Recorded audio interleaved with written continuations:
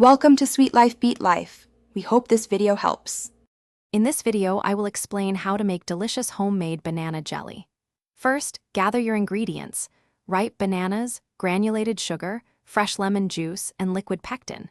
Make sure your canning jars, lids, and bands are thoroughly sterilized and ready. Choosing bananas that are ripe but still firm will give your jelly the best flavor and texture. This initial preparation is key for a successful batch. Next, peel and mash about 3 to 4 ripe bananas until you have a smooth pulp.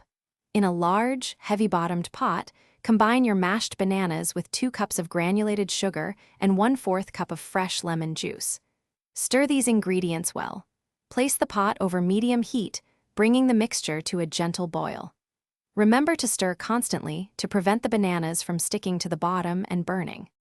Once your banana mixture reaches a full, rolling boil that cannot be stirred down, it's time to add the pectin. Carefully stir in 1 packet of liquid pectin. Continue boiling vigorously for exactly 1 minute, stirring continuously. After 1 minute, remove the pot from the heat. To check if your jelly will set, place a small spoonful on a chilled plate and let it cool for a moment. It should wrinkle when pushed.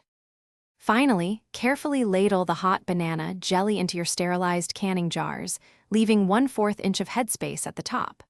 Wipe the rims clean, center the lids, and screw on the bands until fingertip tight. Process the filled jars in a boiling water bath for 10 minutes to ensure a proper seal and safe storage.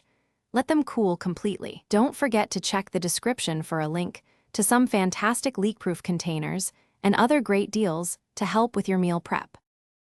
Thanks for watching. Consider subscribing if we helped you.